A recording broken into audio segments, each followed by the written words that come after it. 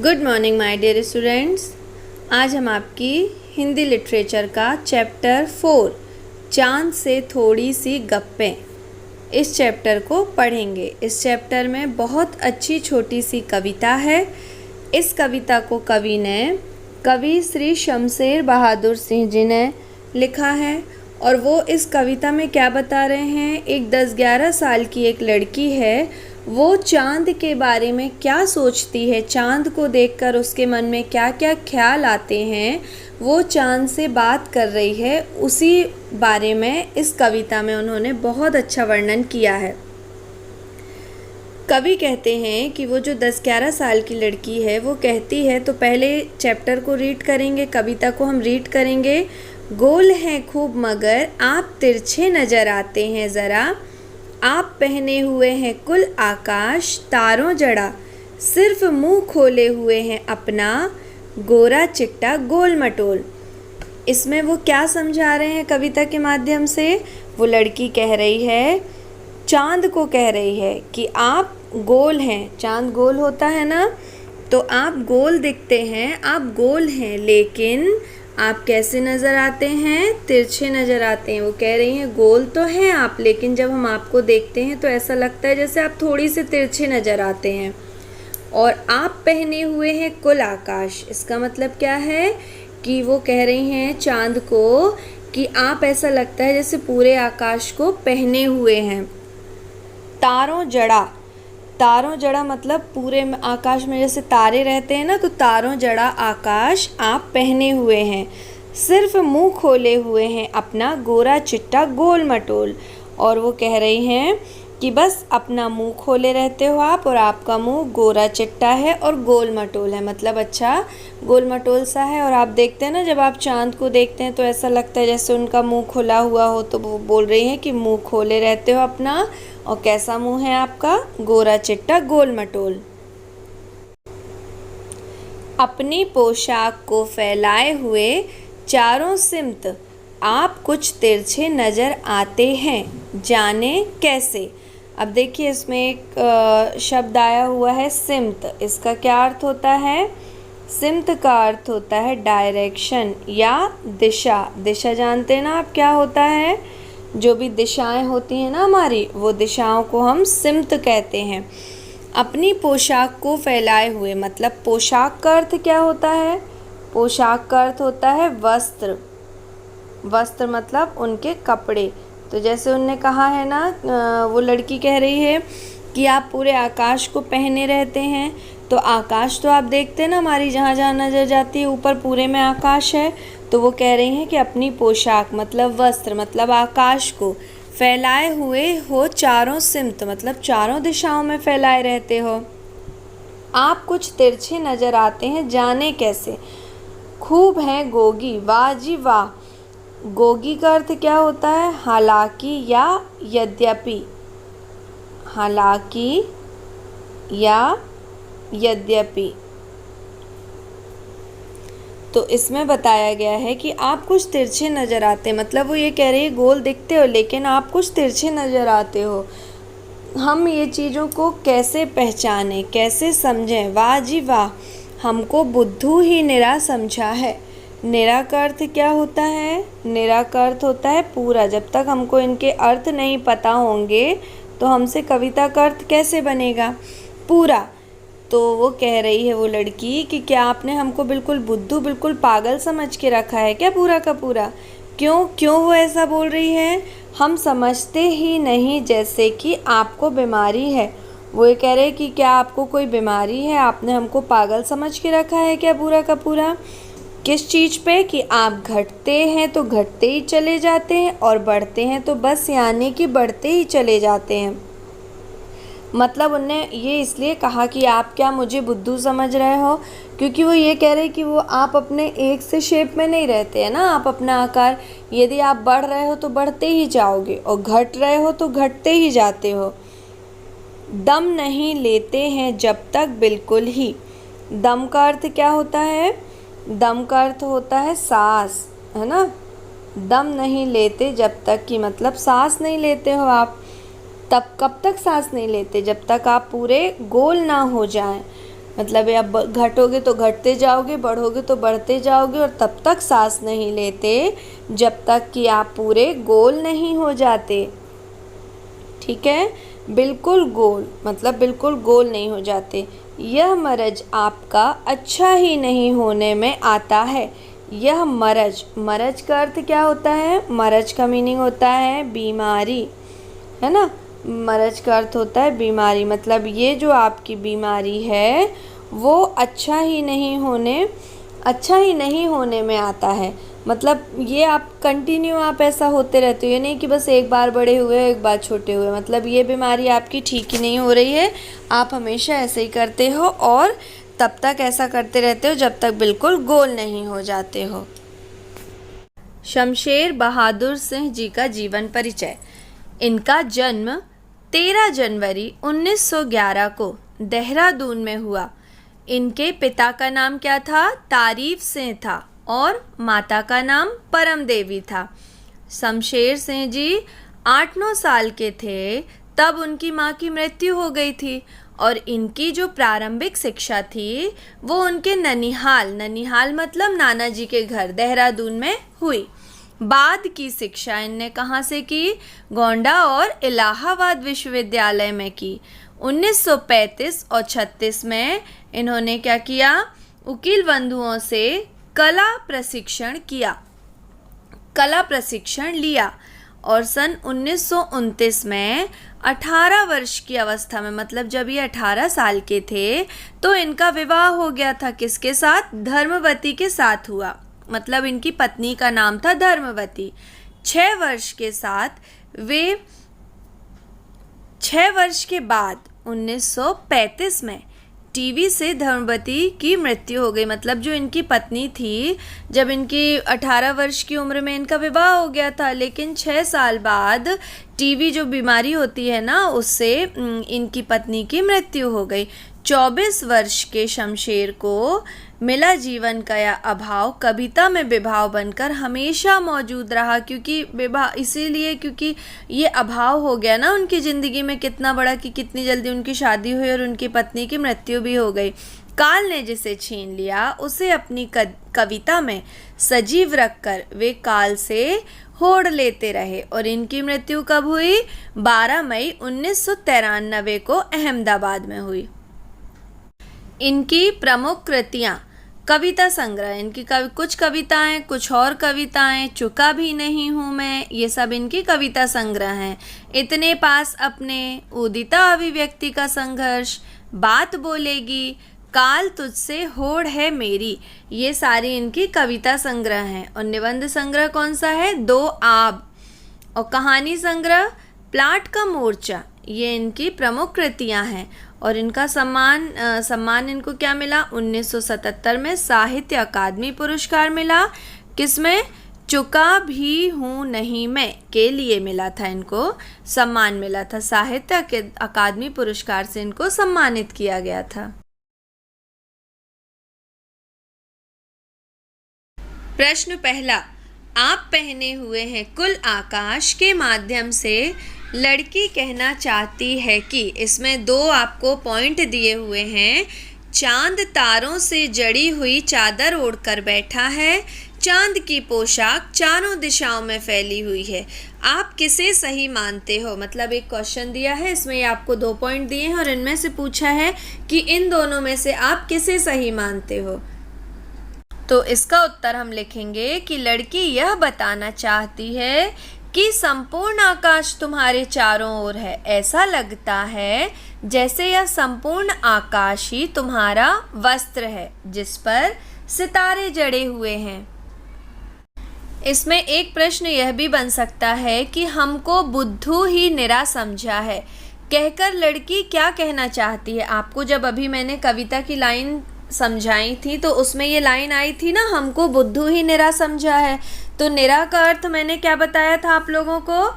निरा का अर्थ होता है पूरा, अर्थात वो जो लड़की है, बच्ची है 10-11 साल की, वो चांद से कह रही है कि आपने हमको क्या पूरा का पूरा बुद्धू समझ रखा है। ऐसा वो क्यों कहती है? तो इसका उत्तर हम लिखेंगे कि हमको बुद्धू ही निरा समझा है, कहकर लड़की हम बुद्धू नहीं हैं जो आपकी बीमारी ना समझ सके। मतलब ये कहकर लड़की ये बताना चाहती है कि हम बुद्धू नहीं हैं कि हम आपकी बीमारी ना समझ सके। और उसने बीमारी किस चीज़ को कहा है? उसने बीमारी कहा है कि मतलब आप कभी तो आप छोटे हो तो घटते जाते हो, बढ़ते हो तो बढ़ते जाते हो। तो क्या आपने हमको बुद्धू समझ के रखा है? यह मर्ज आपका अच्छा ही नहीं होने में आता है।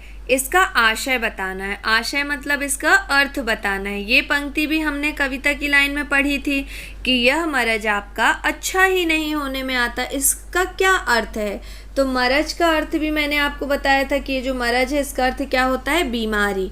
तो इसके उत्तर में हम क्या लिखेंगे कि कवि के अनुसार चांद को कोई बीमारी है जिसके कारण ये घटते हैं तो घटते ही चले जाते हैं और बढ़ते हैं तो बढ़ते ही चले जाते हैं। तो ये बीमारी तो ठीक होने का नाम ही नहीं ले रही है। तो ये इसलिए उनने कहा है कि यह मर्ज आपका अच्छा ही नहीं होता। क्योंकि जब भी आप देखते हैं ना कि जब भी चंद्रमा बढ़ता है तो वो बढ़ता जाता है, जब पूर्णिमा आती है तो वो पूरा बड़ा हो जाता है, फिर इसके बाद वो घटने लगता है, अमावस्या में वो बिल्कुल छोटा हो जाता है। तो इसीलिए जब बढ़ता है तो बढ़ता चला जाता है और घटता है तो घटता चला जाता है। तो इसको वो क्या कह रहे हैं? एक बीमारी कह रहे हैं। क्वेश्चन नंबर 4, इसमें क्या पूछा गया है कि कवि ने चांद से गप्पें किस दिन लगाई होंगी? इस कविता में आई बातों की मदद से अनुमान लगाओ और इसके कारण भी बताओ। तो देखिए उनने 3-4 आपको दिए हुए हैं कि इनमें से किस दिन उनने बात की होगी, किस दिन गप्पें लगाई होंगी। पूर्णिमा के दिन या अष्टमी के दिन या अष्टमी से पूर्णिमा के बीच या प्रथमा से अष्टमी के बीच। तो इनमें से जिसमें भी की हो, गप्पें लगाई हो, उसका हमको कारण बताना है। तो आप सोचिए कब की होंगी बातें। तो उसमें बोला है ना कि गोल है खूब मगर आप तिरछे नज़र आते हैं ज़रा। तो इससे क्या समझ में आता है कि अष्टमी से पूर्णिमा के बीच चूँकि क्या होता है, कविता में इन पंक्तियों का प्रयोग किया गया है, जिससे पता चलता है चांद अभी तो गोल है पर पूरी तरह से नहीं है। यानी यहाँ पे कब, मतलब जब वो पूरी तरह गोल होता है तब हम उसको पूर्णिमा कह देते हैं। लेकिन अभी ये बोला गया है गोल तो है पर पूरी तरीके से गोल नहीं दिख रहा, थोड़ा सा तिरछा नज़र आ रहा है। मतलब पूर्णिमा से कुछ दिन पहले का वर्णन किया गया है। अब देखिए क्वेश्चन नंबर 5, नई कविता में तुक की बजाय तुक या छंद की बजाय बिंब का प्रयोग अधिक होता है। बिंब वह तस्वीर होती है, बिंब क्या होता है? एक ऐसी तस्वीर होती है जो शब्दों को पढ़ते समय हमारे मन में उभरती है। कई बार कुछ कवि शब्दों की ध्वनि की मदद से ऐसी तस्वीर बनाते हैं और कुछ कवि अक्षरों या शब्दों को इस तरह छापने पर बल देते हैं कि उनसे कई चित्र हमारे मन में बने। इस कविता के अंतिम हिस्से में चांद को एकदम गोल बताने के लिए कवि ने बिल्कुल शब्द के अक्षरों को अलग अलग करके लिखा है।